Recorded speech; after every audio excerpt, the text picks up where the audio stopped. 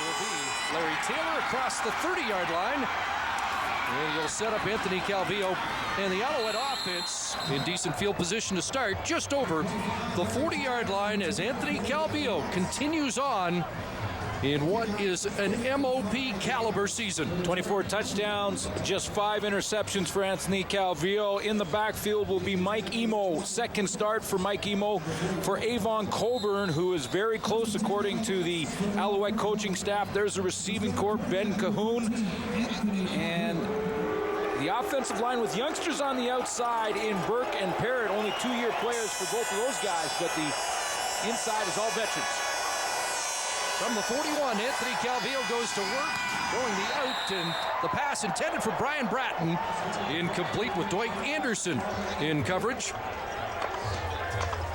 Important for the Calgary defense up front. Will have a little bit of a change in their front seven. Not on the defensive line. Michael Binjo playing well of late at defensive end, but in the linebacking core, Salim Rashid back in the middle. That moves Juwan Armour to the strong side linebacker or weak side. They could flop him, and there's the secondary with Julian Battle and Brandon Smith at halfbacks. Tonight's starting lineups brought to you by Holiday Inn Hotels. Look again at Holiday Inn, 2nd and 10 from the 41. Calvillo stands in, and that pass falls incomplete.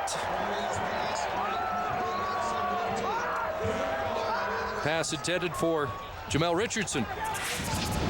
Montreal Alouettes offensively, both Anthony Calvillo and head coach Mark Trestman, all of yesterday were talking about how important it is to be accurate with the throws, especially in a game that has the weather element involved. But the way the Calgary Stampeders play on defense, which is close press, bump and run coverage, accuracy is going to be very important for Calvillo. And it looked like the wet football got away on Anthony on that last time. Here we go. And on this snap from Corey Hucklack, David Duval, what a good job to get away a punt, and it'll bounce downfield to Marcus Howell, where he was waiting for it anyway. That's a heck of a play by Damon Duval after an errant snap. 38-yard punt, and the weather conditions already are making an impact. Yeah, the snap bounces a couple of times and right by Damon Duval, but he picks it up, and it is an amazing play to get outside there away from Nick Lewis playing on the special teams and still get the punt off, and a good one. Corey Hucklack in as the replacement for the injured Chris Francis as the long snapper for Montreal. Now Henry Burris goes to work. 6 times he has thrown for 300 yards this season, including 302 in the victory at Montreal. And a look into Kenyon Rambo, the leading receiver in the Canadian Football League, has a stamp first down up close to the 50-yard line. The number 1 receiver last week for Henry Burris was Jermaine Copeland, who had a breakout game, but Kenyon Rambo is not far behind in any of the games this year, and he gets things started. The Calgary offense, a little slant route from Kenyon Rambo, his 55th catch in 2008. So a gain of 19 and a first down for Calgary. Burris, that pass complete to Nick Lewis across midfield. So Henry Burris has things moving early with this explosive Calgary offense. Yeah, it is explosive. Let's count the weapons. Get their offense with Joffrey Reynolds, the number 1 weapon in the single back in the backfield. Then you have those receivers, Kenyon Rambo, we've always seen with the big catch, Jermaine Copeland, Nick Lewis. It's up to Henry Burris to deal out the cards. Gain of 9 for Lewis. Still playing with tender ribs, 2nd and 1. And Burris is going to throw again, 3rd straight pass, and another completion back to Rambo, who has 56 catches now on the year.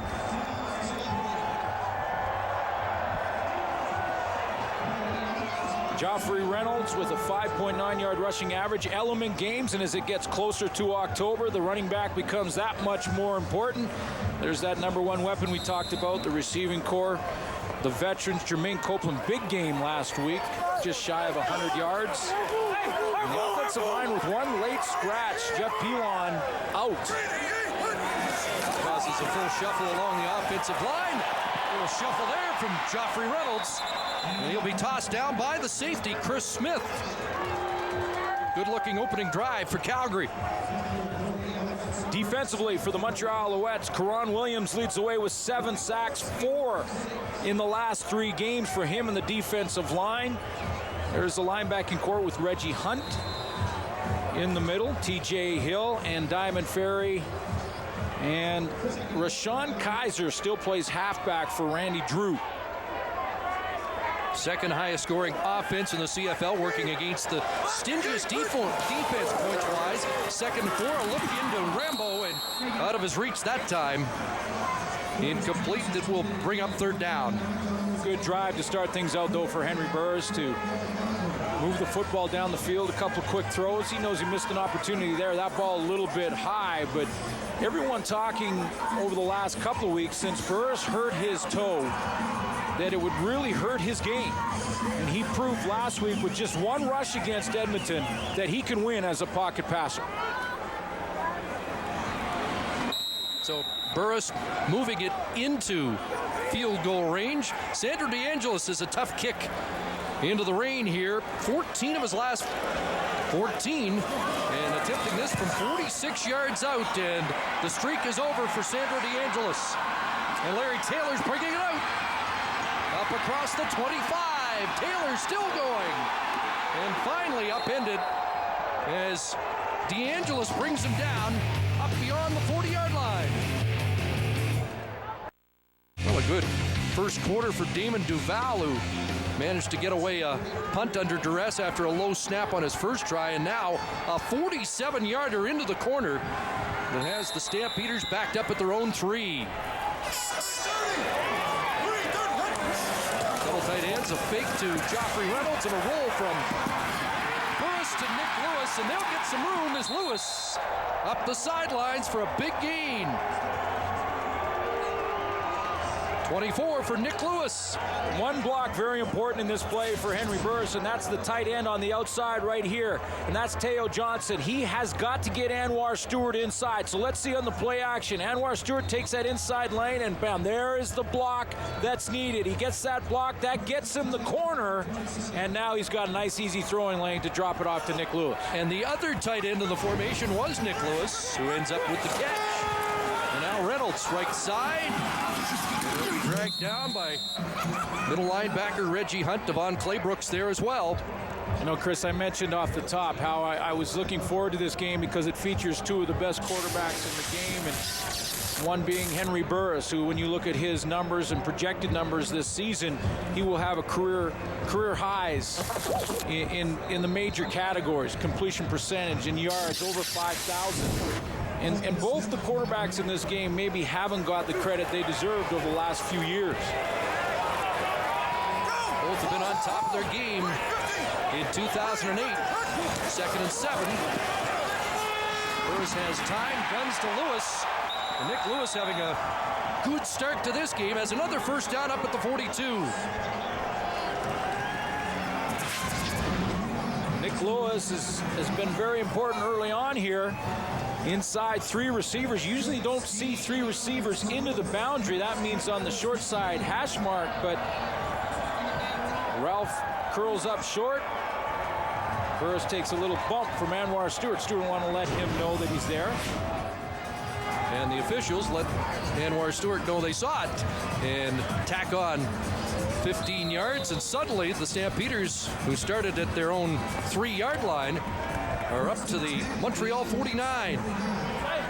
Nick Lewis impressed the coach last week with a block downfield late in the game. He was shaken up, but that was the first play John Hupnagel showed in the film room this week. Joffrey Reynolds drop, and Reynolds with a straight arm across the 35, and now Chris Smith, the safety, will haul him down.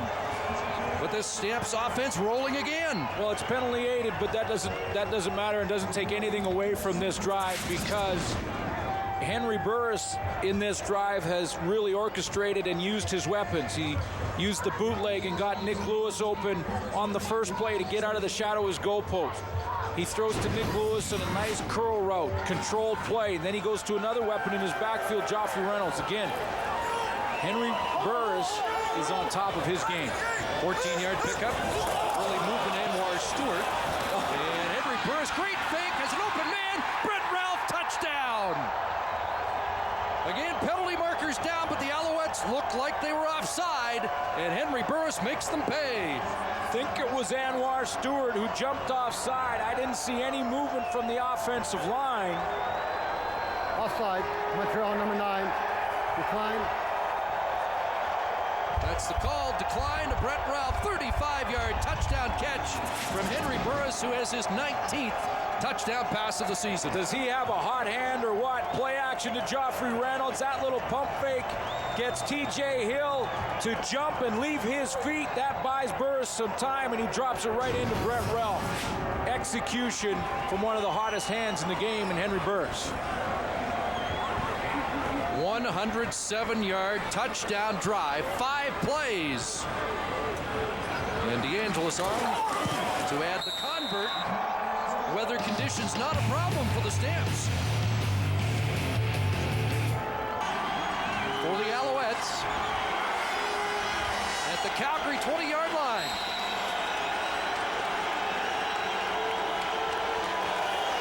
Here comes the rush. Calvillo looking the corner route to Richardson. That ball falls incomplete. Brandon Smith there, step for step with Richardson. You know, some people may be wondering, well, aren't all plays contested plays? And not really. If you play against a zone defense, there's a lot of times you'll see receivers drop down in holes and zones, catch the ball, and then get hit. That's a contested play because it's man-to-man. You see Brandon Smith running step for step with Jamel Richardson, and he knocks it down. He wins that contested play when there's a player right beside the receiver battling for the football. Like their arms hooked up there enough for Richardson to plead for a penalty that was not forthcoming. A 27-yard field goal attempt from Damon Duval. His second attempt of the game. Oh. This one off the upright and in. So it's an interesting start for Damon Duval, who missed his first 2 last week. Missed the first one tonight, and that's 2 off the upright. And you got to call that, don't you? Well, you know what? I got to tell you this little quick story. When I used to hold for David Ridgway in Saskatchewan, whenever he would do that and practice hit the upright, I'd always make a bet with him. If you could do it again in 10 kicks, which I couldn't believe was possible, then I buy dinner. I'd be buying Damon Duval dinner because he does it back-to-back kicks where he hits the goalpost. But this time, he gets a Montreal bounce because it ricochets off the inside of the post and goes through. So the Alouettes on the board. Montreal has won 5 of their last 6 meetings here at McMahon Stadium. Trying to salvage a split to this year's season series with Calgary. This is the newcomer, Michael Jennings, the former New York Giant, getting his first touch on the ball. And bringing it back across the 30.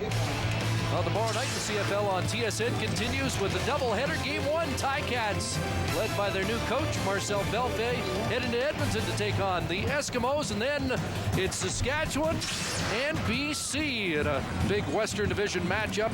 It all starts at 7 o'clock Eastern, and it is available on TSN HD. Sounds like Casey Printers will start that game for the Hamilton Tiger Cats. And Ricky Ray, a bit of a question mark for Edmonton, but I'm guessing he starts. Yes, he's been sore after the back-to-back games with Calgary. There's a fumble, a loose football, and the Alouettes are on it. There is a penalty marker on the play. Reggie Hunt, the middle linebacker, comes up with the ball. That's the play that Henry Burris has run so many times with Joffrey Reynolds. That read play, that search play, whatever you want to call it, where he tries to hold the ball in Reynolds' stomach for a while and then either give it to him or pull it. Offside, Montreal, number 95. 5-yard penalty. Got a big break. Devon Claybrooks was offside. And instead of a first down Montreal, it's a 1st and 5 for Calgary.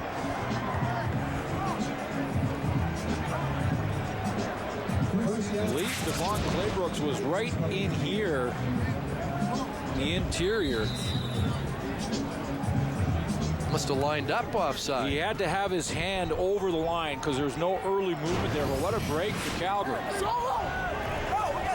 They've maintained possession of the football. 1st and 5. Up Ralph at the 38-yard line. And Ralph in the flat, and he'll get driven back on the corner. Marcus Dell.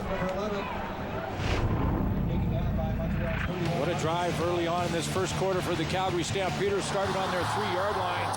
And Henry Burris found Nick Lewis early. Then he went to another weapon, Joffrey Reynolds.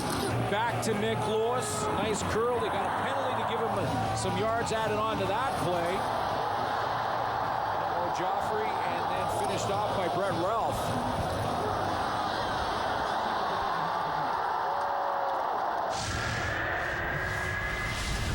And Ralph with the catch here to set up 2nd and 1. And Burris going downfield and incomplete. Tried that short throw to Rambo. The throwback. And it's 3rd and 1. There's a throwback earlier in the Toronto-Winnipeg game. And that's the play where Burris likes to try and throw to that back hip of Kenyon Rambo. It looked like he floated back a little bit. Burris really didn't step into it, and it bounced short.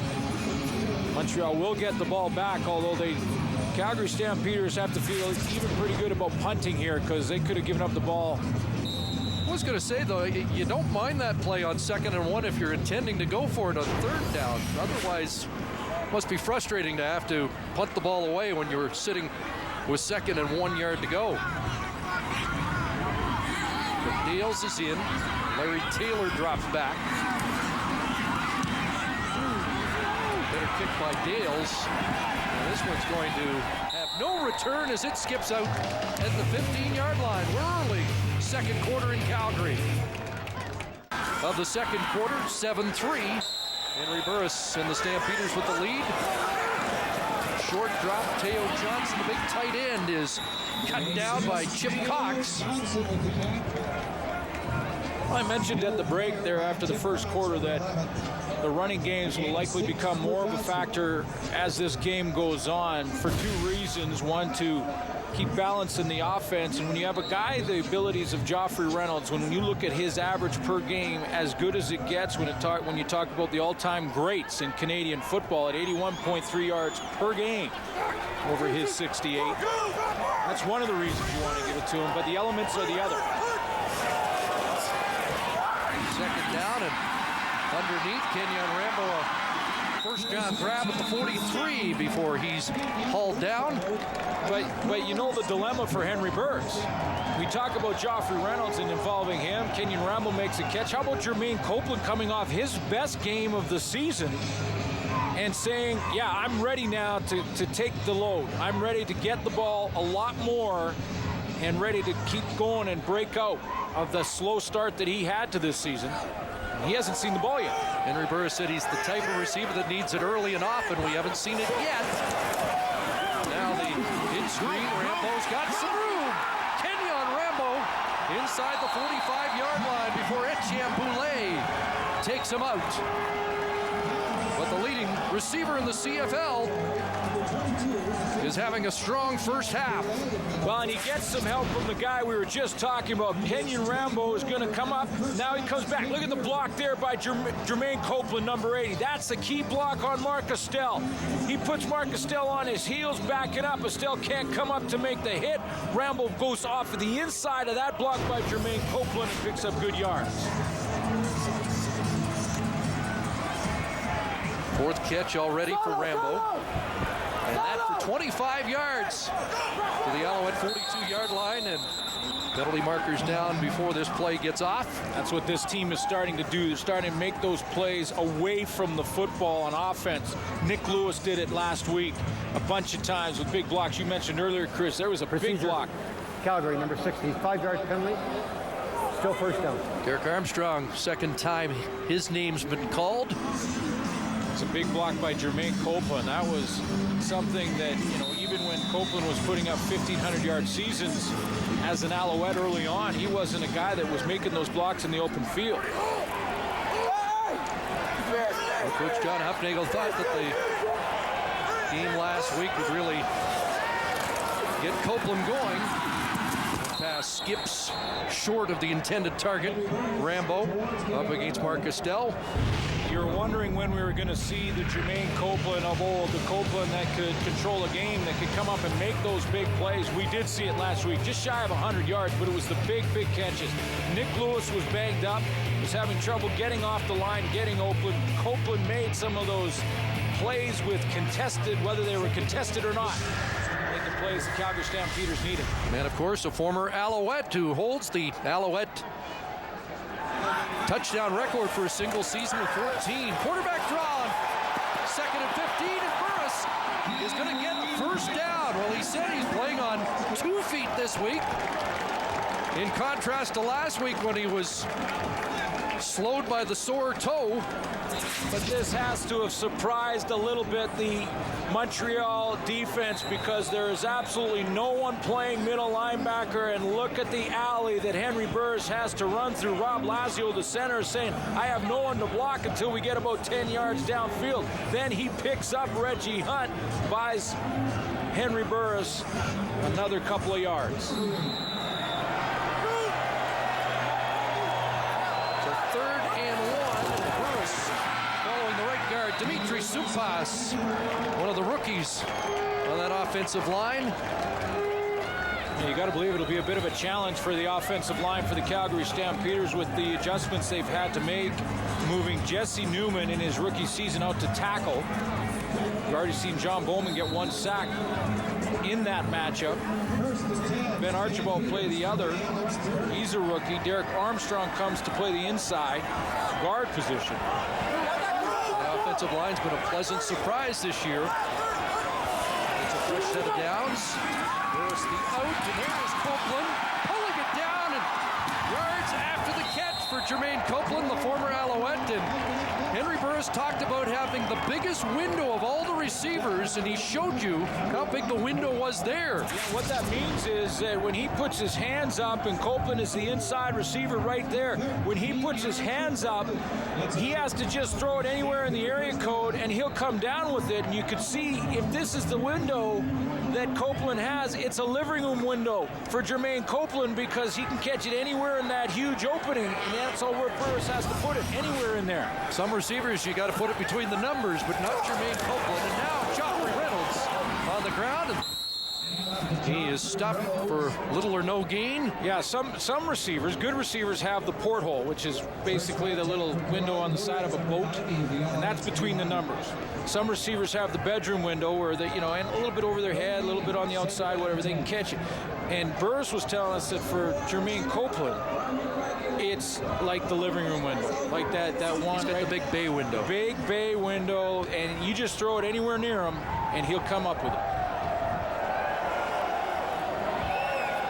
See if they call Copeland's number again now on 2nd and 10. Pressure, and Burris has to get away from Anwar Stewart down on the sidelines, and Ryan Thelwell has a catch short of the first down.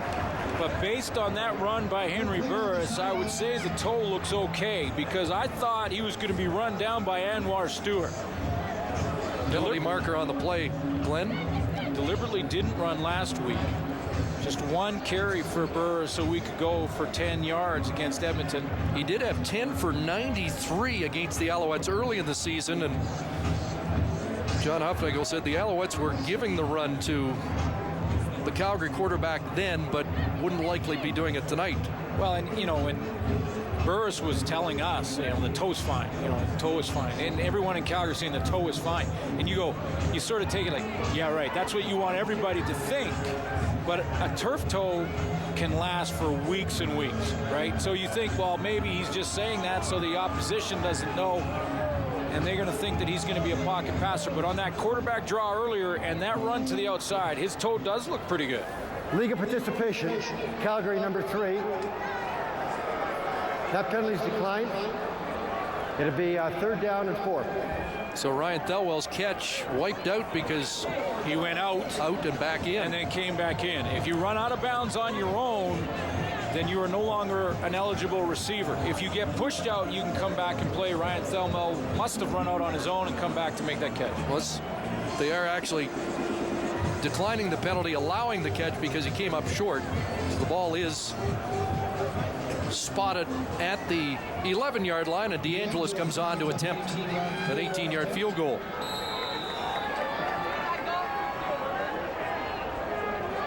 Brett Ralph, the holder. And DeAngelis perhaps starting a new streak after having 14 straight.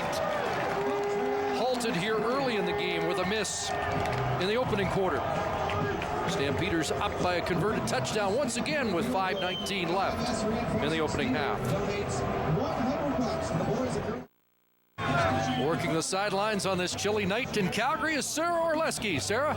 Chris, earlier in this game, you guys talked about how with Salim Rashid, when he got injured in week 1, Juwan Armour came in. Well, it was a position middle linebacker that Juwan Armour had never played before. I asked him how he felt now that he was going to be sliding out. And usually you'd think that a player would be happy to go back to his natural position. Well, he said he loved playing middle linebacker. He entered today second in team tackles, and he said that he's a team player. He knows he'll get his touches, but this was a spot that he loved. And there is Salim Rashid back in the middle. And it's the Stamps defense looking more like they hope it will for the rest of the year. This pass downfield intended for Kerry Watkins, and he's calling for a penalty and tight coverage against Brandon Browner. Well, it looked like when the ball arrived that there wasn't much contact or very minimal contact, but I think Watkins was complaining about something earlier on in the play, and we have a great look at him. There it is, the one-on-one, the bump and run press coverage that we see all the time.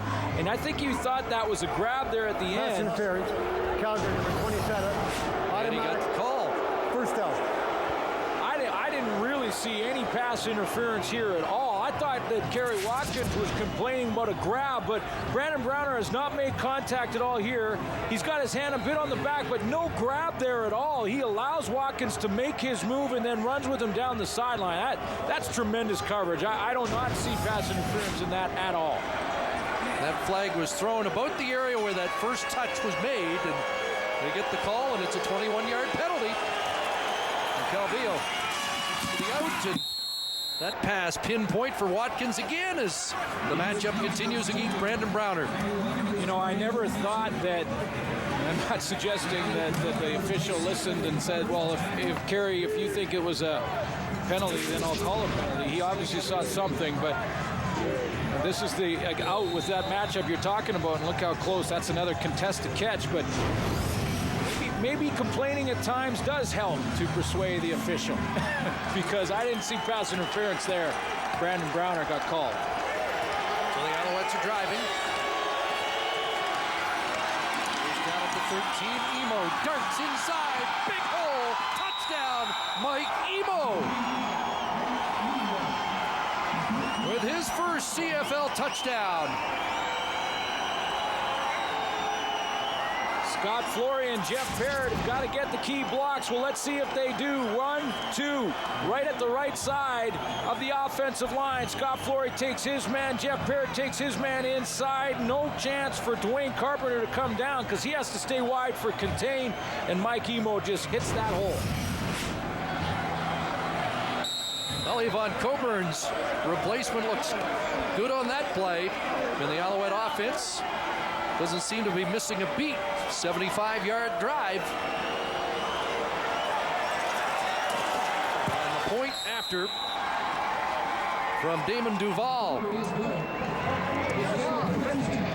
That's the acceleration I talked about with Mike Emo. Very, very similar to Avon Coburn, where once he decides what hole he's going to hit, he can go from that stutter step to full acceleration in one quick step, and that's where he beat Carpenter. And watch the key block here by Scott Flory. He gets one, and Jeff Parrott beside him gets the other. He just locks his man up, opening up the alley. Mike Emo does the rest. Damage in the opening half, 2:07 to go. Tie game. And this one will go out and give Calgary possession at the 45 to start. I love when they made this rule change because it was a couple of years back where they made it that if you kick it out of bounds on a kickoff, you got it, the opposition got it on the 45-yard line. Used to be the 35-yard line, and I like it because it penalizes it. Legal kick out of bounds. Montreal, number 15. Calgary will take the ball at their own 45-yard line. First down. That's good field position.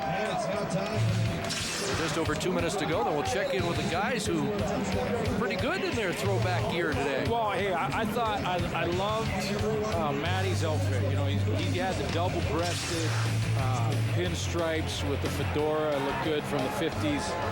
I wasn't sure about Dave Randall's, although it suited him. How about the Fawns? Yeah.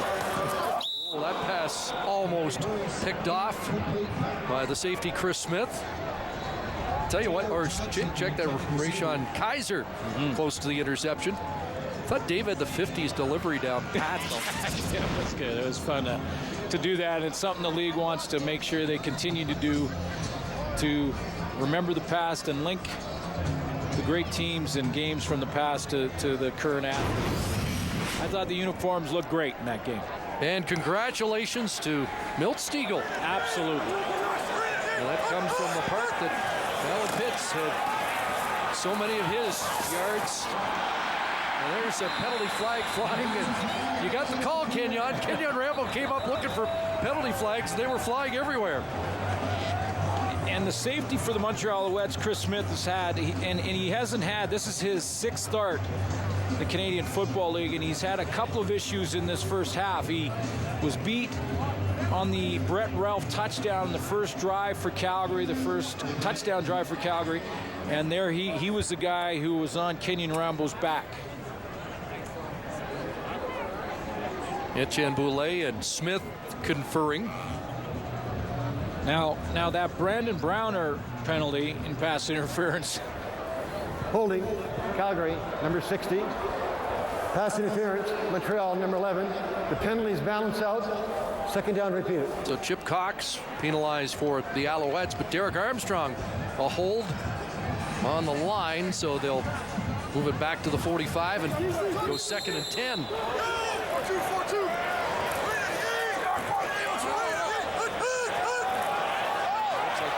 Jumped again, or were they drawn offside? Anwar Stewart was within that 1 yard area. Henry Burris has done this a couple of times where he's used the snap count to try and keep the D line for the Montreal Alouettes off balance a little bit. It's a great strategy, and one that I think is underused by quarterbacks, where they try and stagger their snap count. Offside, Montreal, number 9. 5-yard penalty. Still second down. Well, let's listen to that Henry Burris cadence. See that second one, that was the one that Anwar Stewart, he was in a rhythm there, a few in a row, and then he changed it up, went on the third one instead of the second. And Anwar, the former Stampeder, has bitten twice tonight. And in traffic, Rambo can't bring it down. Jermaine Copeland was wide open because both defenders for the Alouettes jumped Kenyon Rambo, and the ball was out of his hands, out of Henry Burris' hands too quickly. Well, watch how they drop the coverage here, and you don't get that opportunity very, very often where a receiver is absolutely wide open, and Cole went, no way. Yeah, that window was wide open. Yeah.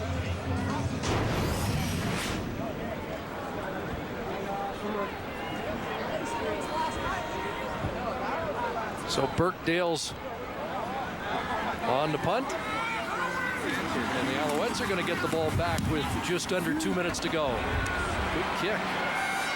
Taylor has trouble with it, drops it on the goal line. And he has it on the 1. There was a missile, and that was Brandon Browner flying in there. The arrow, and Taylor just got on the ball. A 59-yard punt from Dales. I was wondering if Taylor took the ball in and would he get it out to the 1, or would this be a safety, but he doesn't. He kicks it around a little bit right at the goal line. His feet are in, but the ball isn't. So the ball will be marked on the 1 yard line. And he just got not only on the ball, but out of the way of that The arrow. Brandon Brown arrow, that's for sure. And that's what that guy's called. The first guy down on a kickoff or a punt is the arrow. Brandon Brown was one of the best arrows in the game. Well, the Stamps drove 107 yards, starting at their 3.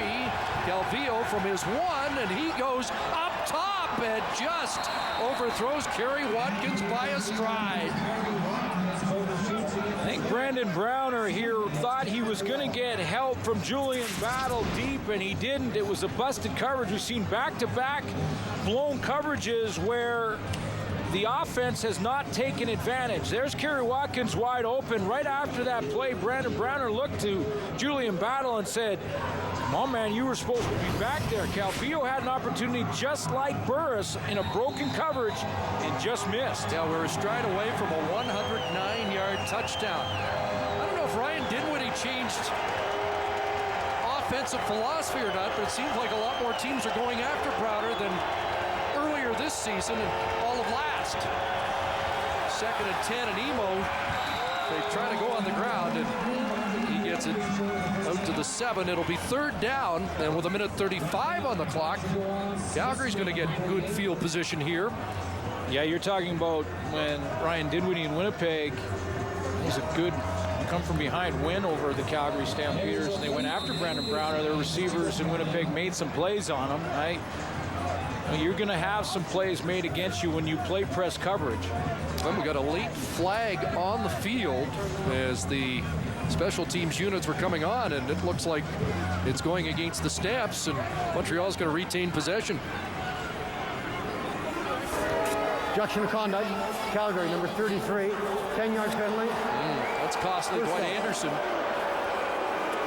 And something to say to somebody. If you're going to get a penalty like that, you don't want to get it just before the half. Because in 1:35 seconds, that man will be in the ear of number 33, Dwight Anderson. I'm guessing he may not have to wait that long. Yeah, and he might want to leave his helmet on. Those are the ones keep drives alive and put you in big trouble. Well, that might have taken points off the board.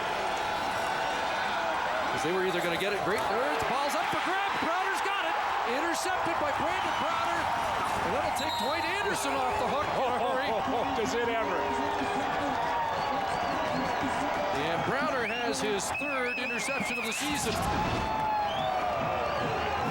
And that's the first interception that Anthony Calvillo has thrown in basically 4.5 games off the fingertips of the intended target, and Brandon Browner comes up with a pick because Calvillo had some kind of streak going. Yeah, that'll go against Calvillo, but it should be charged to Danny Derevo. Yes, it who should. tipped it in the air, and Browner brings it down, and suddenly, well, there's the meeting between Dwight Anderson and Chris Jones, and Anderson gets off the hook. Bailed out a little bit. And the offense goes to work. A pump, a little further downfield, and they wanted Rambo, but it's incomplete. You know, I mentioned this, should have mentioned this right off the top as well. Anthony Calvillo had such a great streak going. He had only thrown 5 interceptions this season. Last 4 games, he had not thrown one. And 250 minutes, 25 seconds up until game time, he had not thrown an interception. That was his first in that length of time. So that streak comes to an end. He was protecting the ball so well. And I'll tell you, that's the 2nd time that Danny Derevo has thrown one hand at a ball. And this time it could really cost the Montreal Alouettes. 2nd and 10 from the 24. Teo Johnson, the big target, turns away and down inside the 10. And he gives this high-octane offense another look. Old throwback tight end. TJ Hill on the tackle is going to get the wrong angle and the wrong leverage because he cuts his own man off. Watch how TJ Hill comes way outside and around, cuts his own man off. I believe it was John Bowman getting over there, and Teo Johnson takes advantage of it. Johnson made his Stampeder debut against the Alouettes in Week 4. Has a couple of catches in this game. That a 15-yard first down. And with Teo Johnson is a luxury for John Hufnagle because he can play the tight end, make catches like that and runs. He can play fullback and slot. First and goal. And Burris under pressure into the end zone, and the ball falls incomplete, just out of the reach of Copeland. Copeland came from the opposite side and was going right along the back of the end zone. Very tough throw for any quarterback to make. Most people can't even make this throw. When you take a look at Burris rolling out to his right, and now he's got to throw it across his body. There goes Copeland in the back of the end zone across his body. Just can't get enough on it. Very difficult throw to be able to execute. Burris told Copeland, we need you to get back to where you used to play. Montreal in the Great Cup game. The end of the year, second down, and they throw the screen. Reynolds inside the 5, lunging, touchdown.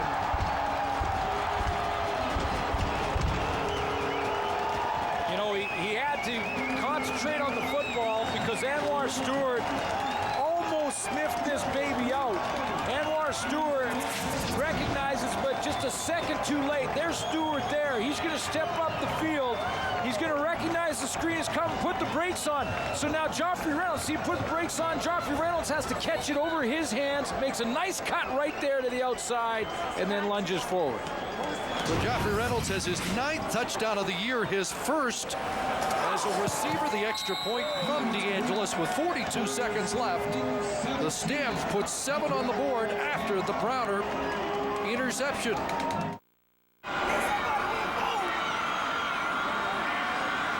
So is there enough time remaining for the Alouettes to answer back? Larry Taylor fields it from his 8. And tripped up. The Turf Monster gets him at the 22-yard line. Well, you mentioned Joffrey Reynolds, and the new coach of the Stampeders certainly appreciates what he has in his backfield. He's had an excellent year this year in all phases, really. He's helped us, running the football, keeping our quarterback standing in pass protection, doing an excellent job on kickoff returns, and he's very excited about what we're asking him to do, and we're excited about the way he's getting it done for us. So Reynolds has given the Stamps the lead. How does Anthony Calvillo play the final 38 seconds? Well, Richardson with his first catch to the 28-yard line. And one final thought on Joffrey. A couple years ago and early last year, he had a bit of a fumble issue that has completely disappeared. And one fumble in 10.5 games this year from Joffrey Reynolds, which everyone's going to drop the odd one. But it seems like those fumble problems are long, long gone in his past. And his numbers aren't dramatic, but when he's asked to make that big play, Joffrey Reynolds comes up with that big play. 2nd and 6. Emo the ball carrier to the 30. And it'll be 3rd down, and the Alouettes likely to run the clock out in a well-played opening half of football. There's Michael Jennings, former member of the New York Giants, making his CFL debut tonight. John Huffnagel, familiar with him from the New York Giants, a former track star, did not play college football. He has wheels. Let's see if we get a look at them. Penalty marker down as he is surrounded and taken down. Shea Emery in the midst of it with Walter Spencer. Emery, a rookie who has had a huge year on special teams for the Alouettes, welcoming Jennings to the CFL. Well, there's no time on the clock here in the half, but we'll see what this penalty is. Unless it's a decline penalty, you can't end the half. If they're going to go out and take a knee, they might as well decline, or they're going to make them punt again. Well, they can't make the punt again unless there was another infraction. No yards. Montreal, number 51, 15-yard penalty. It is a 15-yarder, so that's why Henry Burris wanted the penalty. So maybe you don't just take a knee with no time on the clock here. 15-yard penalty makes it a long field goal try to go. Do you send Sandro out for a 59-yarder? Yeah, I was going to say it's a real long one. There's wind at the back of the Calgary Stampeders. Here comes DeAngelis to try it. Of course, the risk for John Huffnagel here is if Sandro DeAngelis misses this, it can be returned. Well, now they're maybe putting Henry Burris back in the game and DeAngelis back on the bench. Yep. DeAngelis, as long far. as 56 career. It's a little too far, and the ability of the returners in the CFL these days, it's a lot higher risk. These long The field risk goals. reward on that one is, although DeAngelis has hit one from outside 50 to beat Montreal. So one play for Burris, maybe to load it up under pressure, trying to get away from McKelvin, and downfield jump ball in the end zone. They got it. Teo Johnson has it. The Hail Mary works.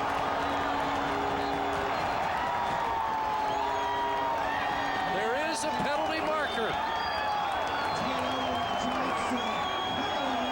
Well, Teo Johnson rips the ball away from the Alouette defender. We'll see what the penalty is. And that's the biggest contested catch of the night.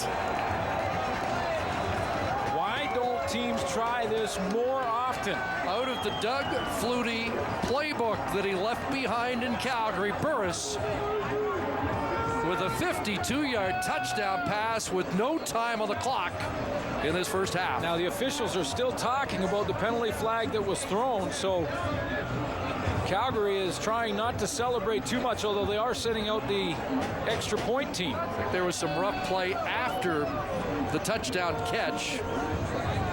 The play works, though, Chris, because Henry Burris is able to buy a bunch of time to allow his receivers to get down there and get set up like it is like they're going for a jump ball in basketball. Yeah, it also works when your receiver is 6'5".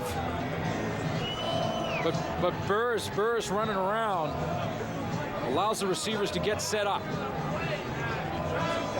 And there they are, all three targets in the end zone. Jump ball, and who gets the highest? It's Teo Johnson. And there's the fight behind the play.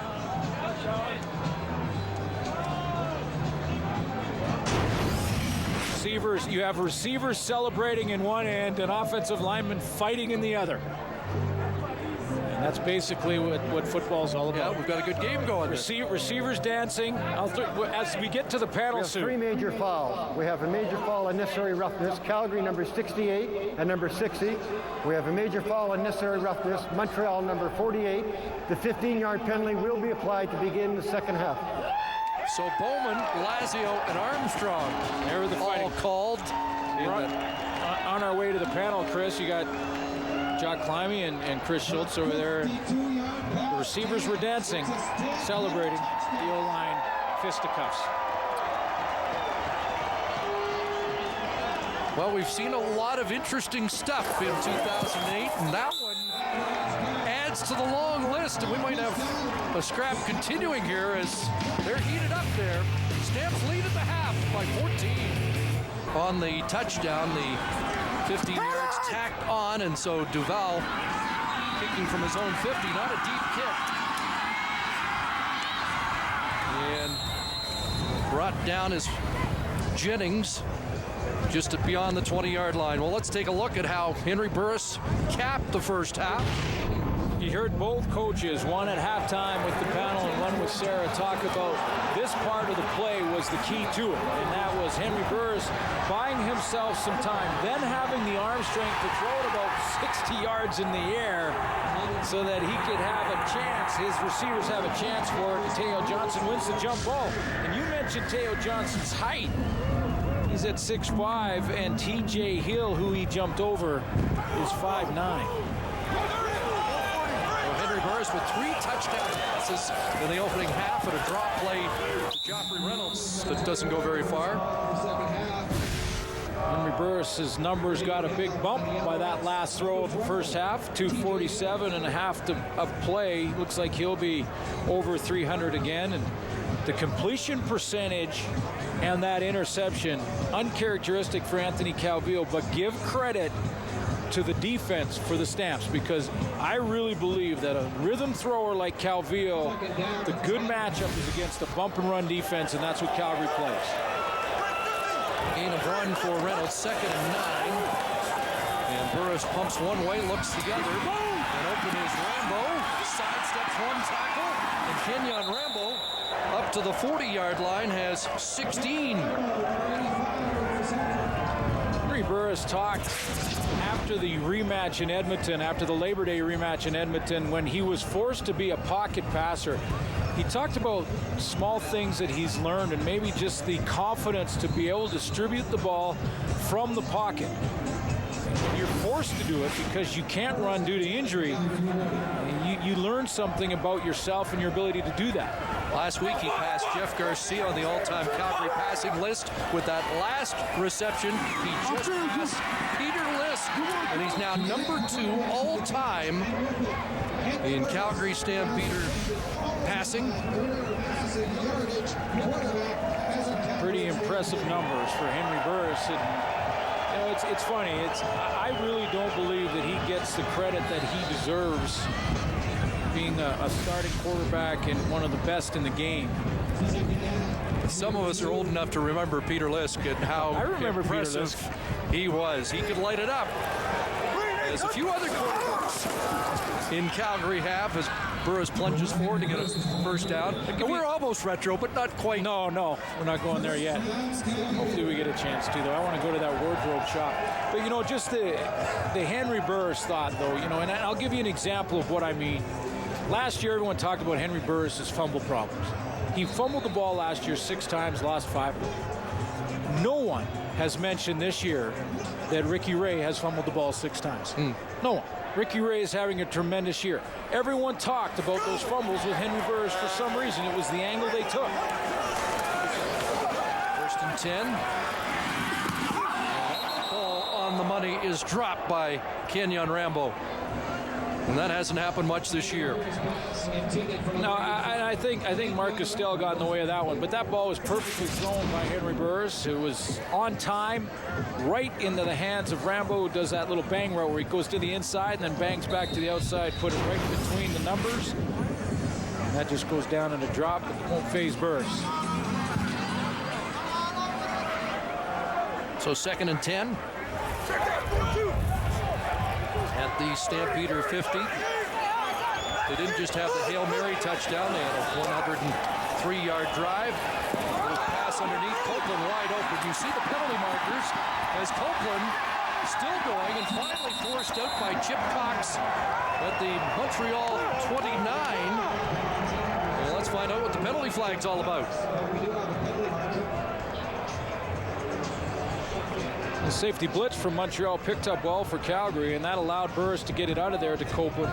He was the 2nd or 3rd read on the play. The way Calgary walked up to the ball, looks offside. Montreal number 40 declined. So Diamond Ferry back in the game was offside. Looks like this is going against Montreal. And Diamond Ferry was the guy offside on that blitz. Number 39 to the left of your screen is the safety. That's Chris Smith right there. He's coming on the blitz. Apparently Diamond Ferry, who was outside to the left of your screen, was the guy that was offside. First down for Calgary. He's able to find that penalty and take the yardage. And for the 7th time this year, Henry Burris is over 300 yards passing after the 31-yard catch by Copeland. Over the middle, and another one for Teo Johnson. TJ Hill was in coverage, but the big tight end's got another. And Henry Burris using all his weapons and getting it out to Kenyon Rambo, finding Jermaine Copeland. He's found Teo Johnson a couple times, the tight end, another ball that is thrown into traffic, a contest throw. How much has Dave Dickinson helped Henry Burris' confidence this year? How much has new head coach John Huffnagel helped Henry Burris this year? Of course, Huffnagel, former quarterback himself. 15-yard gain, another first down. Some time for Burris to look for Copeland, and that one sails deep. And penalty markers litter the field. Pushing and shoving both ways going on there, and Chip Cox was in coverage on Copeland. A couple of different markers down in the end zone. Chip Cox has become, I've talked to a few receivers about Chip Cox and how he plays in the secondary, that the receivers get frustrated at times. Receiver, Montreal number 11. Junior penalty. First down. Receivers are telling me they get frustrated at times because Chip Cox will give them a little grab in the jersey, a little pull on the shoulder pad, and he often gets away with it because he doesn't hold on too long. That time he held on too long. He had the front of the jersey of Copeland. He held on for about 3 or 4 steps. That was too long. The official saw it, but he likes to try and do that. Just give him a tug and then let go, and gets away. It frustrates receivers, and he doesn't get called. That time, and it spots the ball on the Montreal 7, 1st and goal for the Stampeders. Burris looking for Kramer. Skips that. Low to Kenyon Rambo. Pass intended for number 85, Kenyon Rambo. 2nd and goal, Calgary. Well, if Henry Burris can finish this drive off with a major, how would you like to be on the other sideline? And Anthony Calvillo, who the last time he was on the field was down by 7. If Henry Burris finishes this drive off, he'll be down by 21 without taking that jacket off. Big defensive play here for the Alouettes. 2nd and goal from the 7. Here comes pressure from Reggie Hunt. Burris kicks it away, and it falls incomplete. Brett Ralph just couldn't get out of the hole. He'd run an inside route, and he tried to throw the brakes on and pull himself out of the hole and try and get back to the sideline, because that's the way Burris was rolling. He just couldn't get out of there. Burris is going to get flushed here. He gets a little time initially, looks to the left side, and then it starts to break down. Reggie Hunt coming from the outside is the first guy to get there, and now you see Brett Ralph. He just couldn't get out of that hole to get back to the sideline. So the Alouettes needed a hold, and they get one, and now a 14-yard attempt for DeAngelis, looking for his 2nd field goal of the game. That one's through, and it's a 17-point Calgary lead. In the East, comfortably at 7-3, but not leading tonight. Anthony Calvillo back to work. 17 points down, but a big play here to start. Ryan Bratton with a catch up at midfield. 20-yard Bratton. Well, it's good news for the Montreal Alouettes, even though they have this deficit to climb out of.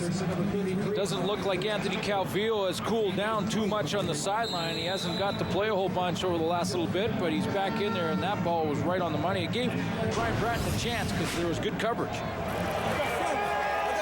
Remember, this Alouette team has scored over 30 points a game in 9 of 10 starts, but we're held to 19 in week 4 by this Calgary defense. Calvillo again, and this one is intercepted. 2nd interception, and Dwight Anderson has his 1st of the year, his 1st as a Stampeder. Dwight Anderson, the interception, the 2nd thrown by Calvillo in the game, only the 2nd time this year he's thrown more than 1 interception in a game. Well, coming into this game, he had not thrown an interception since late July, but this is a mistake by the receiver. Brian Bratton, hold it there, guys. Brian Bratton is right there, and Brian Bratton is supposed to be coming across the field like this, and he ends up curling up like that, and because he broke his route off, that ball's intercepted. Right back to work at the 48, pump and go. Henry wants a big one, and Ryan Thelwell let it slide through his hands.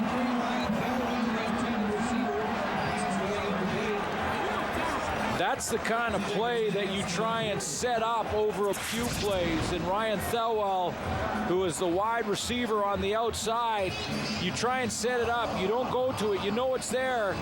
And Davis Sanchez obviously had been jumping those quick outs by Brett Ralph, and you have one shot at it. And Ryan Thelwell would like another shot at it. Oh, would he ever? Can't sugarcoat that. Just an ugly drop. 2nd and 10, pressure. Thelwell gets it right back in his hands. And makes the most of that one. Brought down by Devon Claybrooks, but give Burris credit going back to the receiver who just had a costly drop. Well, yeah, Henry Burris, and the fact that the play was called, John Hufnagel understands the dynamic of a receiver who drops one he should have had. Better than anybody, the former quarterback, and he calls this play, I'm sure, to go right back to Ryan Thelwell, executed properly. 19 for the veteran receiver. And a first down at the Alouette 43. Play action fake and wide open Rambo. Kenyon Rambo, touchdown. Henry Burris has 4 touchdown passes on the night. This one, a 43-yarder to Kenyon Rambo. Henry Burris is in the zone. Total composure on the full roll. Enough to play action there, pull it outside, pump fake to the short route, the quick out, and open up his receiver down the sideline. Henry Burris opened up Kenyon Rambo there with the way he handled the football in the backfield. An Alouette defense that had surrendered only 11 touchdown passes in the opening 10 games has been scorched for 4, and it's another touchdown after a turnover for the Stamps. On the touchdown, the 15 yards tacked on, and so Duval kicking from his own 50, not a deep kick. And brought down as Jennings just beyond the 20-yard line. Well, let's take a look at how Henry Burris capped the first half. You heard both coaches, one at halftime with the panel and one with Sarah, talk about this part of the play was the key to it. And that was Henry Burris buying himself some time, then having the arm strength to throw it about 60 yards in the air so that he could have a chance, his receivers have a chance for it. Teo Johnson wins the jump ball. And you mentioned Teo Johnson's height. He's at 6'5", and TJ Hill, who he jumped over, is 5'9". Burris with 3 touchdown passes in the opening half and a drop play to Joffrey Reynolds that doesn't go very far. Henry Burris's numbers got a big bump by that last throw of the first half. 247 and a half of play. Looks like he'll be over 300 again. And the completion percentage and that interception, uncharacteristic for Anthony Calvillo, but give credit to the defense for the Stamps, because I really believe that a rhythm thrower like Calvillo, the good matchup is against the bump and run defense, and that's what Calgary plays. Gain of 1 for Reynolds, 2nd and 9. And Burris pumps one way, looks the other, and open is Rambo, sidesteps one tackle, and Kenyon Rambo up to the 40-yard line has 16. Henry Burris talked after the rematch in Edmonton, after the Labor Day rematch in Edmonton, when he was forced to be a pocket passer. He talked about small things that he's learned and maybe just the confidence to be able to distribute the ball from the pocket. When you're forced to do it because you can't run due to injury, you learn something about yourself and your ability to do that. Last week he passed Jeff Garcia on the all-time Calgary passing list. With that last reception, he just passed Peter Lisk, and he's now number 2 all-time in Calgary Stampeder passing. Pretty impressive numbers for Henry Burris. And, you know, it's funny. I really don't believe that he gets the credit that he deserves, being a starting quarterback and one of the best in the game. Some of us are old enough to remember Peter Lisk and how impressive he was. He could light it up, as a few other quarterbacks in Calgary have, as Burris plunges forward to get a first down. We're almost retro, but not quite. No, we're not going there yet. Hopefully we get a chance to, though. I want to go to that wardrobe shop. But, you know, just the Henry Burris thought, though, you know, and I'll give you an example of what I mean. Last year, everyone talked about Henry Burris's fumble problems. He fumbled the ball last year 6 times, lost 5 of them. No one has mentioned this year that Ricky Ray has fumbled the ball 6 times. No one. Ricky Ray is having a tremendous year. Everyone talked about those fumbles with Henry Burris for some reason. It was the angle they took. 1st and 10. Ball on the money is dropped by Kenyon Rambo. And that hasn't happened much this year. No, I think Mark Castell got in the way of that one, but that ball was perfectly thrown by Henry Burris, who was on time, right into the hands of Rambo, who does that little bang route where he goes to the inside and then bangs back to the outside, put it right between the numbers. And that just goes down in a drop, but it won't phase Burris. So 2nd and 10. at the Stampeder 50. They didn't just have the Hail Mary touchdown, they had a 103-yard drive. With pass underneath, Copeland wide open. You see the penalty markers as Copeland still going and finally forced out by Chip Cox at the Montreal 29. Well, let's find out what the penalty flag's all about. The safety blitz from Montreal picked up well for Calgary, and that allowed Burris to get it out of there to Copeland. He was the second or third read on the play. The way Calgary walked up to the ball, looks offside. like Montreal number 40 declined. So Diamond Ferry back in the game was offside. looks like this is going against Montreal. And Diamond Ferry was the guy offside on that blitz. Number 39 to the left of your screen is the safety. That's Chris Smith right there. He's coming on the blitz. Apparently Diamond Ferry, who was outside to the left of your screen, was the guy that was offside. First down for Calgary. He's able to find that penalty and take the yardage.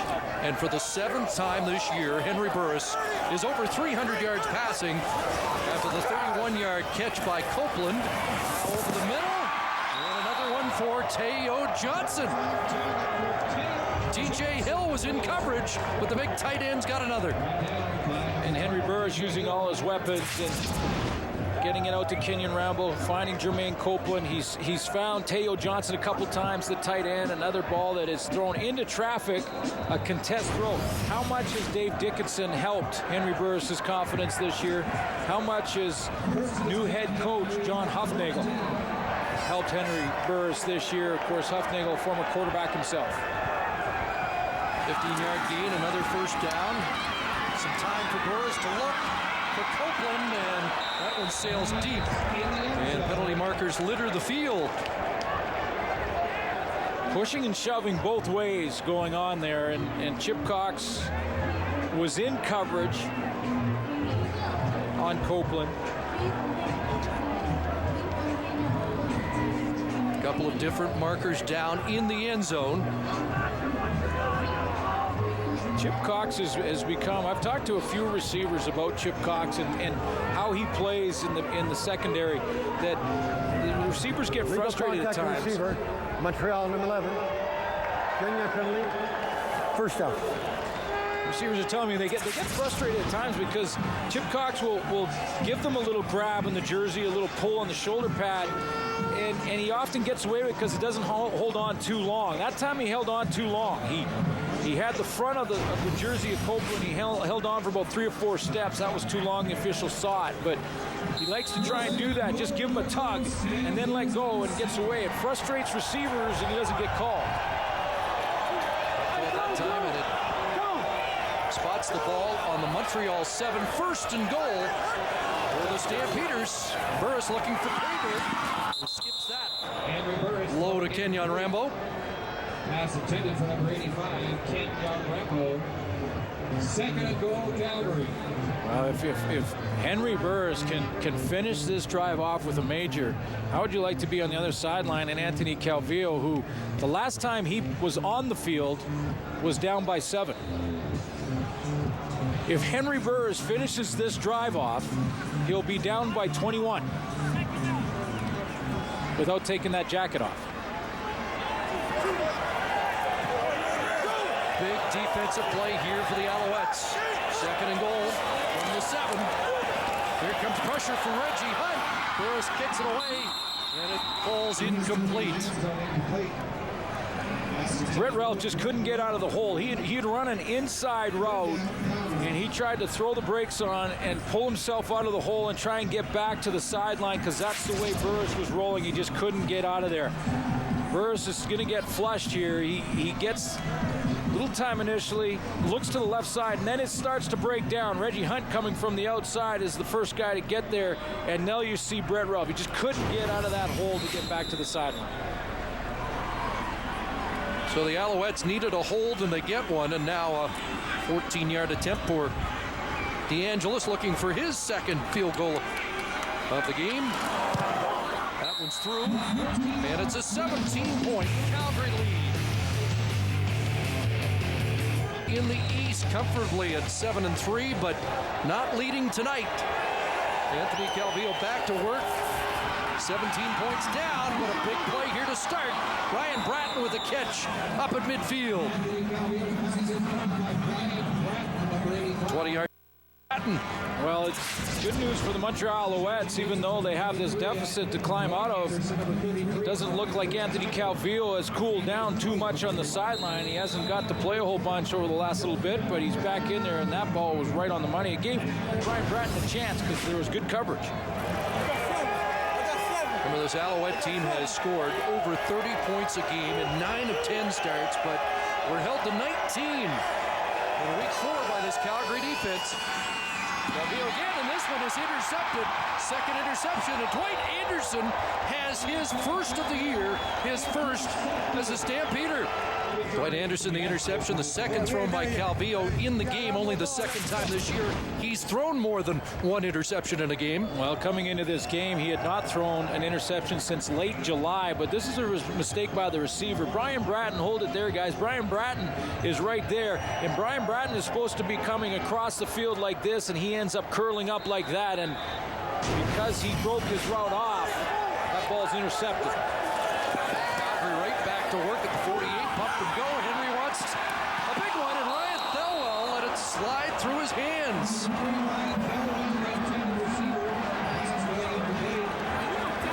That's the kind of play that you try and set up over a few plays. And Ryan Thelwell, who is the wide receiver on the outside, you try and set it up. You don't go to it. You know it's there. And Davis Sanchez obviously had been jumping those quick outs by Brett Ralph, and you have one shot at it. And Ryan Thelwell would like another shot at it. Oh, would he ever? Can't sugarcoat that. Just an ugly drop. 2nd and 10, pressure. Thelwell gets it right back in his hands. And makes the most of that one. Brought down by Devon Claybrooks, but give Burris credit going back to the receiver who just had a costly drop. Well, yeah, Henry Burris, and the fact that the play was called. John Hufnagel understands the dynamic of a receiver who drops one he should have had. Better than anybody, the former quarterback, and he calls this play, I'm sure, to go right back to Ryan Thelwell, executed properly. 19 for the veteran receiver. And a first down at the Alouette 43. Play action fake and wide open Rambo. Kenyon Rambo, touchdown. Henry Burris has 4 touchdown passes on the night. This one, a 43-yarder to Kenyon Rambo. Henry Burris is in the zone. Total composure on the full roll. Enough to play action there, pull it outside, pump fake to the short route, the quick out, and open up his receiver down the sideline. Henry Burris opened up Kenyon Rambo there with the way he handled the football in the backfield. An Alouette defense that had surrendered only 11 touchdown passes in the opening 10 games has been scorched for 4, and it's another touchdown after a turnover for the Stamps. Third quarter stats are brought to you by Tim Hortons, always fresh, always. When we started the game, I thought this was going to be a great game featuring 2 quarterbacks on top of their games, and one has really taken control. It started at the very end of the first half with a couple of quick scores in 42 seconds, 442 net yards, close to 400 yards passing. Henry Burris has had more opportunity, but boy, has he taken control of this game. And Anthony Calvillo with the 3 interceptions, 14 points off those turnovers for the Stampeders. Just doing some quick math. After the first quarter, Calgary's had the ball 18 minutes, Montreal roughly 12 minutes in the next 30 minutes of play. Yeah, that's what I mean about the opportunity. I mean, Henry Burris has had some more opportunity, but Anthony Calvillo with those 3 interceptions, you could say that at least one of them, the one that was tipped by Danny Darrable, wasn't his fault, but there's a couple that Dale's the punt. Brian Bratton moves up to field it near midfield. There'll be a no yards penalty as he is taken down by Juwan Simpson. That'll be a 15-yard penalty. And so Anthony Calvillo will have great field position, but he has been plagued by the interception tonight. Now this is the first one. It's off the fingertips of his receiver and a very catchable ball. That was Brandon Browner. And then this one, again, I thought Brian Bratton broke his rod off. It looked like he was supposed to run it in. This one goes to Calvillo, though, as he does not count the safety Wes Lysak there, who comes across and helps out Julian Battle, who played it well. So 1 to Calvillo, 2 to his receivers, and they all add up to 3. And a guy who has been at 70% or better 6 times in 10 starts this season is at just over 42% efficient so far tonight. Chris, a rhythm passer, and that's what Calvillo is, a rhythm passer, can be disrupted by bump and run coverage. There's a pass to flat, and Bratton tossed down quickly by Shannon James, and again, he had trouble with the Calgary defense the first time around. Well, it's just because rhythm passer means that he is throwing on time, he is throwing in a groove, in a rhythm. So he'll throw the ball before the receiver gets to his spot. If you have a defensive back like Brandon Browner, who is up in the face of receivers, play in and play out, Calvillo looks up, he doesn't feel that comfort zone. He doesn't feel that comfort. It disrupts the timing of that rhythm. Second down, and an open Ben Cahoon who couldn't take that hot pass down. But there again, that was Brandon Smith there in coverage across the field on Ben Cahoon. And Ben Cahoon got kind of tied up because it was physical coverage. And the rhythm between what is always an automatic throw and catch between Anthony Calvillo and Ben Cahoon. See the bumping that was going on there? Just enough. Just enough to disrupt the timing and the rhythm. Ball goes incomplete. So they have not been able to play pitch and catch tonight. And we'll survey a 45-yard field goal for Damon Duval. Strangely enough, as good as he's been this year, he's only 3 for 7 between the 40 and the 49. Let's see if he can sort out the range in this area here, and that one is through. Nails that, and it's now 34-13. 12:15 remaining, 21-point deficit. Underneath, Richardson has a catch, and at the 45 has 6 tough yards. Well, this is a night that we honor the gladiator of the game, also a night that we say hello and introduce you to one of the ultimate gladiators, one of men and women in the armed forces. So meet Master Corporal Melanie Perron, crew commander and member of the 12th Canadian Armored Regiment from Valcartier, Quebec. This image was from early in August. Was captured in Maywan district of Kandahar during Operation Southern Beast. It's happening right now. Mothers, daughters, brothers, sons, sisters, battling for our way of life overseas, so we always like to salute men and women of the armed forces. Ben Cahoon with a catch and a late flag, and will Dwight Anderson be called for a face mask? A couple of penalty markers on that play. It's and like Ben Cahoon feeling feeling it. Yeah, he and there's the Major face foul, mask. face mask. Calgary, number 33, 15-yard penalty.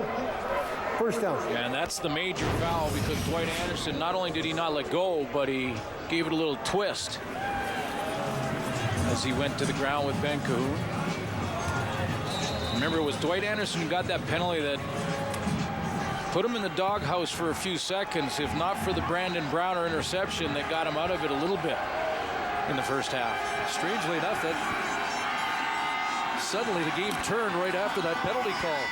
Emo, nice pickup for Emo as he darts his way down inside the 30-yard line. How would you like to be Salim Rashid in this situation? And here you have Mike Emo, who's about 190 pounds, and there's right there is Salim Shahid. Now watch this. This is what he's got. He's got the hole. He's got the running back. I got him here, right in my sights. I don't got him. That's how quickly he can make you miss in the open field. Emo with 13 gets the ball again off the right side. And a tough run down to the 24-yard line. Again, Avon Coburn, we're told, could be available next week when the Alouettes entertain the Edmonton Eskimos, but they've got a decent-looking replacement in Mike Emo, who just ripped off 6 more and is up to 84 in the game. Remember, this is a brand new coach, too, Mark Trestman, and this is the first time that Mark Trestman will watch his team in this situation. They've never been in a deficit like this in a game. Here's Calvillo looking for Cahoon. Touchdown. What a hit at the end of the play by Milt Collins. Cahoon was in the end zone, took the late shot, and a penalty flag will be thrown. But Ben Cahoon has Montreal a little bit closer. And Milton Collins has not got up yet. He took the worst of that hit when he came across. He ended up being the deep defender. Came across, was late on the hit. The extra defensive back.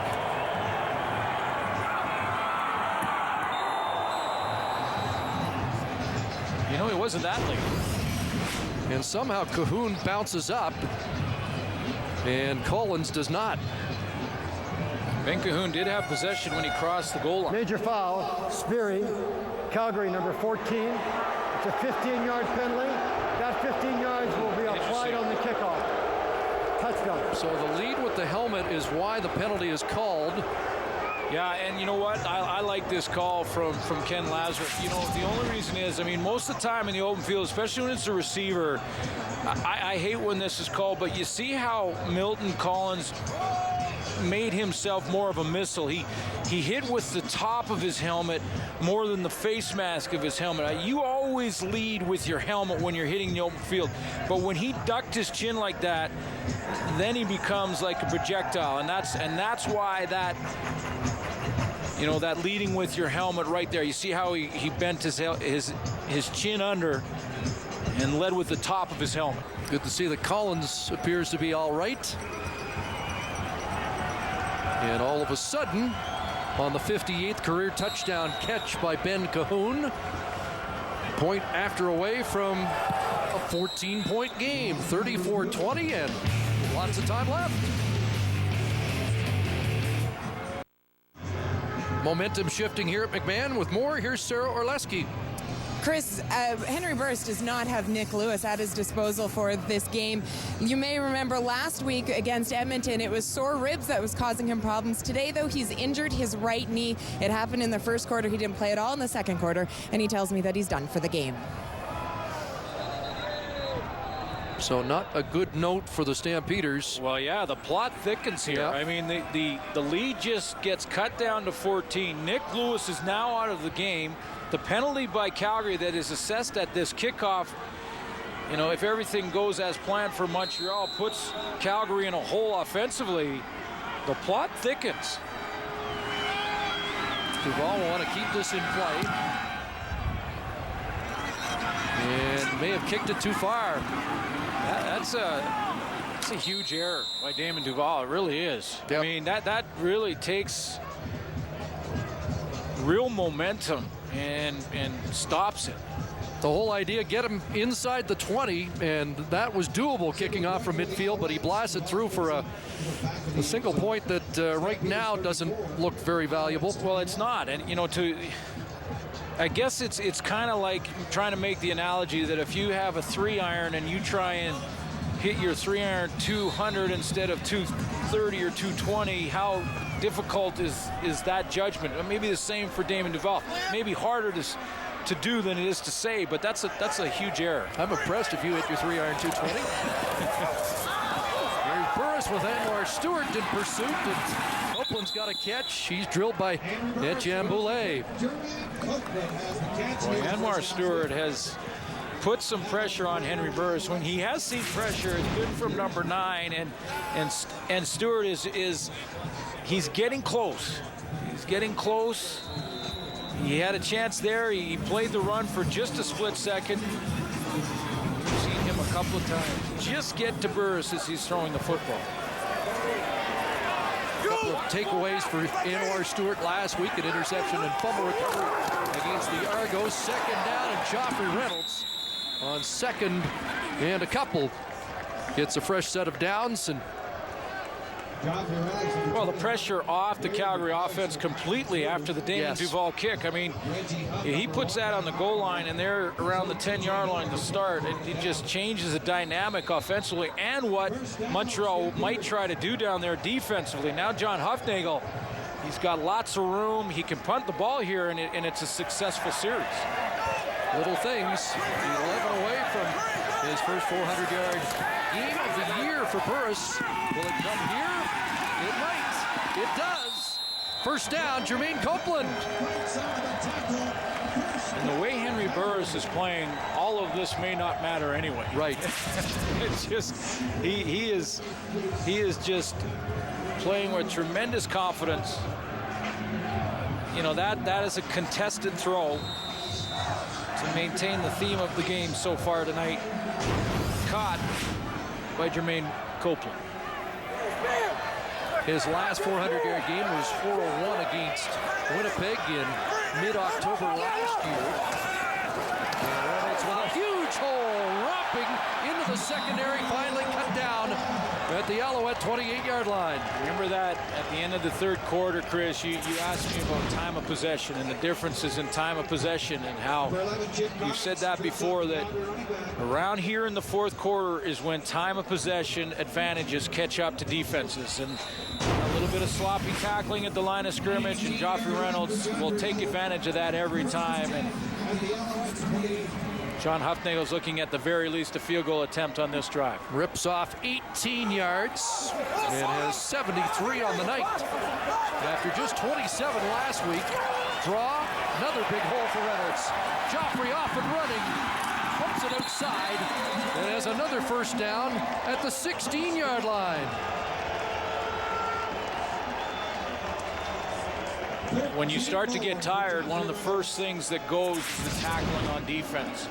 It's because tackling is all about angles, it's all about pursuit, and then it's just the want-to factor. It's about wanting to make it happen, and that's a couple plays in a row now that Montreal a little slow to the spot, not quite as aggressive tackling, and Joffrey Reynolds, you cannot arm tackle number 21. Forget about that.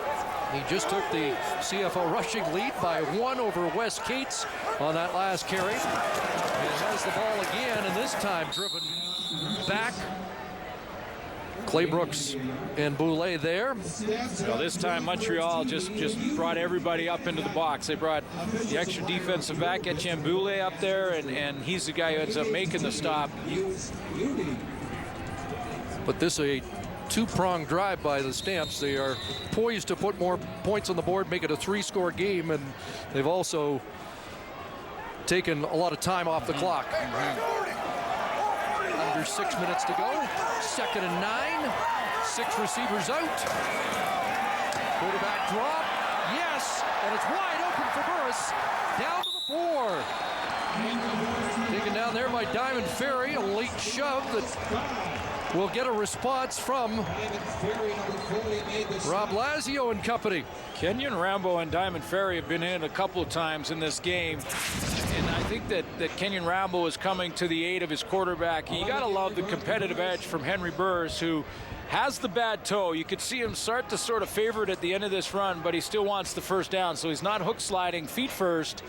He's diving face first. He thought there was a face mask penalty on the play.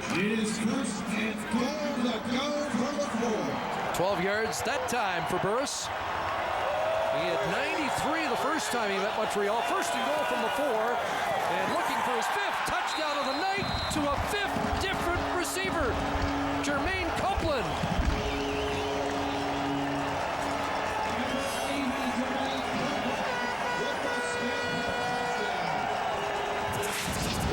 Well, the way Henry Burris is playing, the Damon Duval kick really doesn't matter.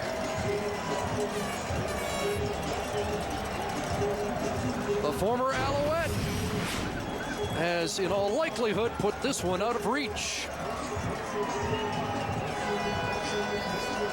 5 touchdown passes for Henry Burris tonight, and now has 23 on the year, hot on the heels of his adversary tonight, Anthony Calvillo.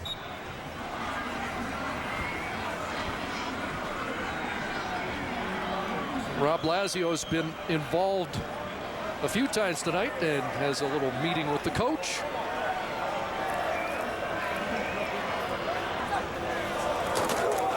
And DeAngelis adds the extra point. So it's 41-21. What a night. 407. Brian Dinwiddie has the most prolific night of the year at 450 in a game against Calgary. Ricky Ray at 448 against Calgary. And now a 400-plus performance from Henry Burris with some time left against Montreal. He's still taking snaps, and I'm wondering when John Huftinger might just let him watch. There was the penalty on the touchdown that was assessed on the kickoff, and that is Brian Bratton back in the game. And good field position for the Alouettes as we check tonight's game story, brought to you by Coors Light.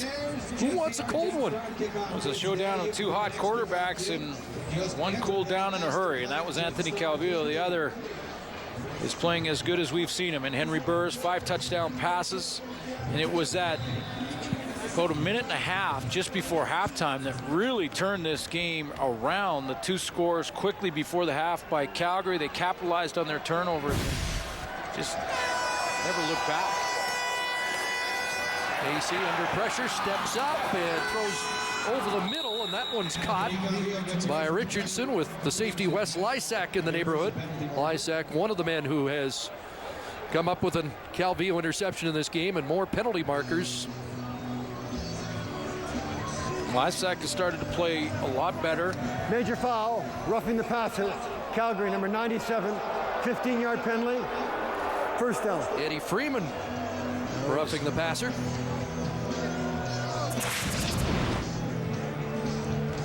And that's the 9th major penalty in the game by Calgary. That will be something that John Hufnagel will address. And these two teams came in this highly penalized game. Number 2 and 3 least penalized this year, both were very disciplined. Big improvement for the Stamps. Rosino strung out and taken down, and Shannon James, the Gladiator last Friday, making the defensive play. The other thing we haven't talked a lot about tonight, but they've been solid, is that defense. Shannon James, the Gladiator last week, but how about the addition of Salim Rashid in the middle, who has quietly had a very strong game coming back. That moves Juwan Armour to his strongest position, the outside linebacker spot. Chris Jones knows Anthony Calvillo well. He knows Montreal well and their personnel, and he's had a good game plan put together for Calvillo. 2nd and 11. And Calvillo gunning for the corner, and a big catch by Brian Bratton over Brandon Smith.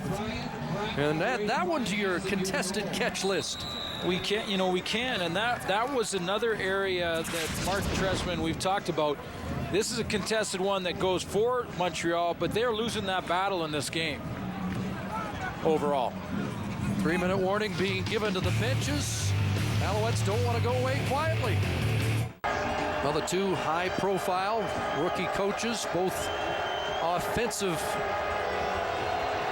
experts, have been dueling tonight.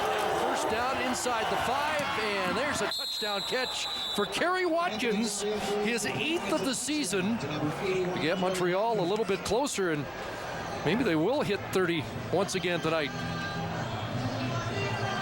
And just for the record, in those contested throws that we're talking about, and I don't know if we can classify this one as a contested throw. We'll take a look at Watkins. I think he was pretty open. He didn't have to fight for that ball. That's not a contested throw. So in the overall tally right now, Calgary is 7 catches in 9 contested throws and 2 touchdowns. Montreal 9 catches in 14 contested throws and no touchdowns. So Calgary won that bat. That was the battle Mark Trestman talked to us about yesterday. And so 41-28, a 13-point lead. And it's time now for tonight's Gladiator. The Friday Night Gladiator brought to you by Castrol. More than just oil, it's liquid engineering. Well, there's honorable mention to Brandon Browner on defense, but I just thought that Henry Burris was in such control of this football game. He used all his weapons, threw 5 touchdown passes. He is so downplayed the fact that he's had a turf toe for the last 2 weeks, comes off a win in Edmonton in the Labor Day rematch. Henry Burris is playing as good as any quarterback in the league right now. Had a tremendous game tonight, over 400. I don't think there was any question Henry Burris was going to be our gladiator tonight.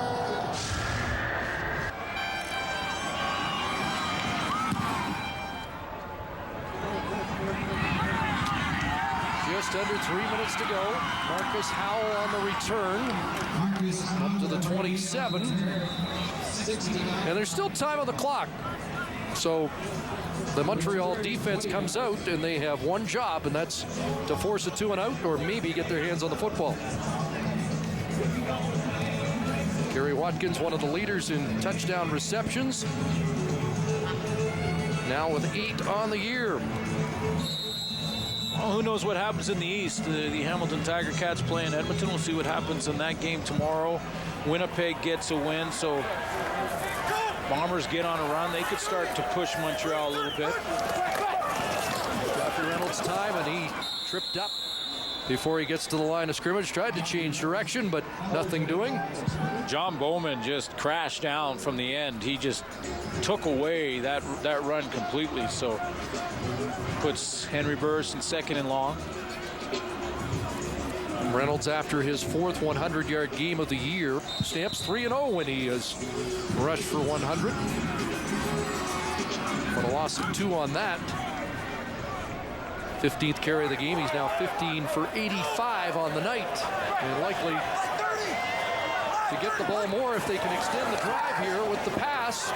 Burris with a great fake, but he's going to be short of the first down. With 2:22 to go, Alouettes are going to get the ball back. 2:22 in Canadian football. And he knows it better than anyone, the one you're looking at right there. He's learning it. Mark Trestman is learning the differences between the National Football League and the CFL in the final 2 minutes of the game, because Calgary could have basically, other than the 2-minute warning, if this was the NFL, they could have basically killed this game off with an offensive series with 40-second huddles, but not in the CFL. Mark Trestman's found that out. And he even said it was difficult last week in a lopsided game against Toronto. He'd love to just take a knee and run out the clock, but you can't do that. It doesn't run that quickly. And this kick will bounce along the sidelines and out at about the 45, so 1:56 remaining. Tempers heating up again. Walter Spencer's been in the middle of that tonight, the special teams demon for the Alouettes. It's very important to continue to, bring young, new minds into the Canadian Football League all the time, the coaching level. And Mark Trestman and John Huffnagel have been tremendous additions to the coaches. In fact, you look across the board, I think this year the level of coaching has been as good as it's been in many, many years. And both offensive minds, both tremendous resumes. The athletes and the quarterbacks that these guys have worked with on one side and the left side. You got Rich Gannon and Steve Young. Of course, Huffnagel's worked with Peyton Manning and Tom Brady in the National Football League. And pretty nice resumes for both of them. See how interesting Anthony Calvillo makes these final 2 minutes. There's a little jump pass to the back out of the backfield. Mike Emo for a first down at midfield.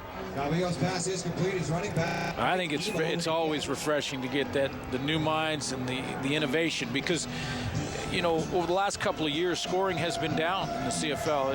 The defenses have really dominated, and all of a sudden, offenses are making a big comeback. I mean, look at the points we have on the board tonight, 41-28.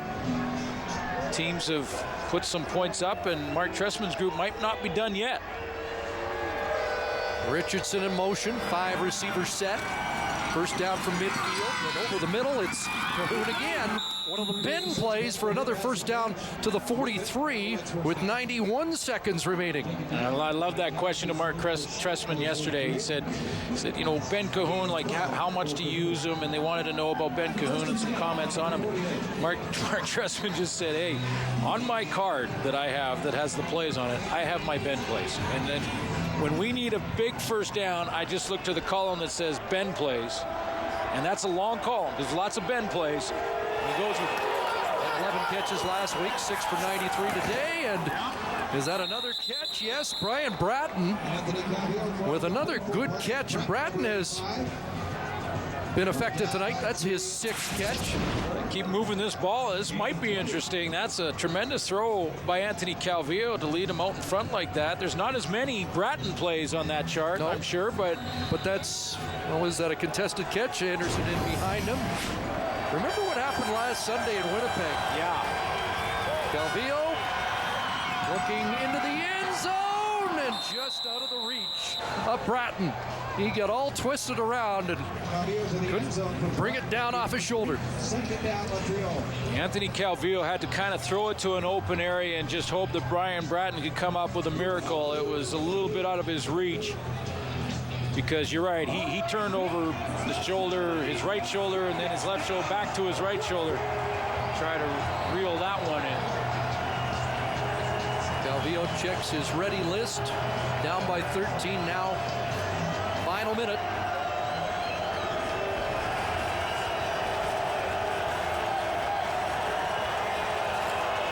Second and 10. Out of the backfield. It was Bratton and nailed by Shannon James. Terrific defensive play by James.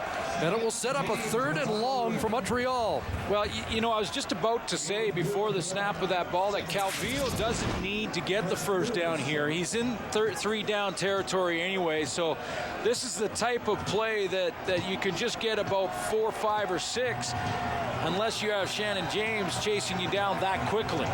Now it is 2nd and long. 2nd and 3 is no problem. 2nd and long a little tougher. 3rd and 7. Or third down, yeah.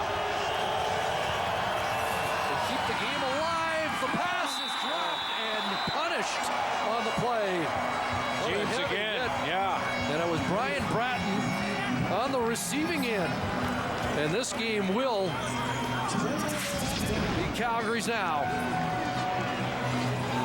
This was just for good measure from Shannon James because the ball was already on the ground there. Catchable ball. And he comes across and says, well, let me just a little finishing touch on that play. Little injury to insult. Whoa.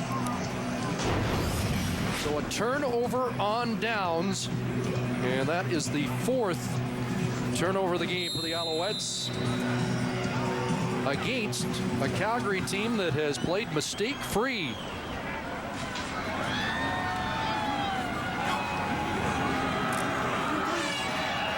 And now Mark Trestman or John Huffnagel and company can run the clock down. Time for the TSN turning point. Let's go back just before halftime. In fact, the final play before the first half, and it was just going to be Hail Mary. Henry Burris was just going to throw it to the end zone to see if he could get a miracle catch for one of his receivers in a jump ball. Teo Johnson wins that jump ball. That put Calgary up by 14. Win by 13. TSN Turning Point brought to you by the 2008 GMC Sierra Professional Grade. 2 touchdowns in the final 42 seconds of the first half, and that was the difference in the game. 14-point swing in the final minute of the first half. John Huffnagel's crew is going to win by 13.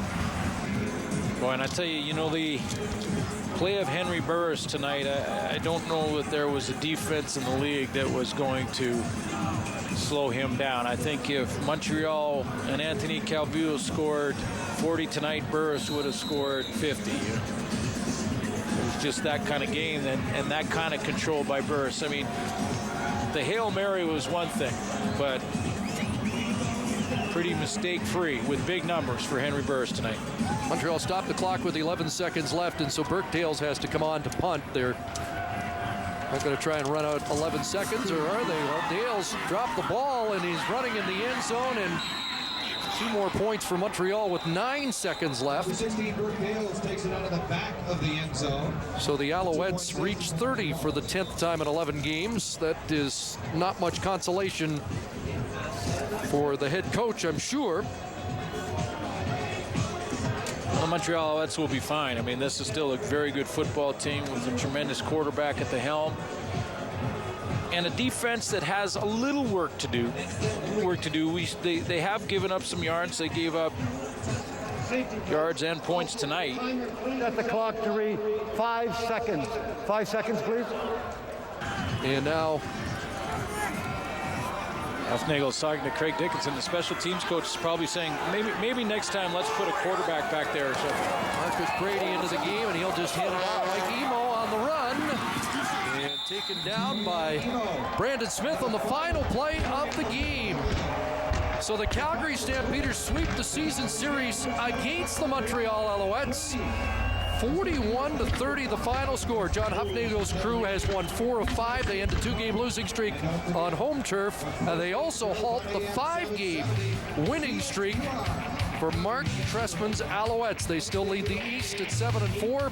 For the time being, Calgary moves into second in the West. Winnipeg and Calgary win our Friday night doubleheader of games. So long from Calgary.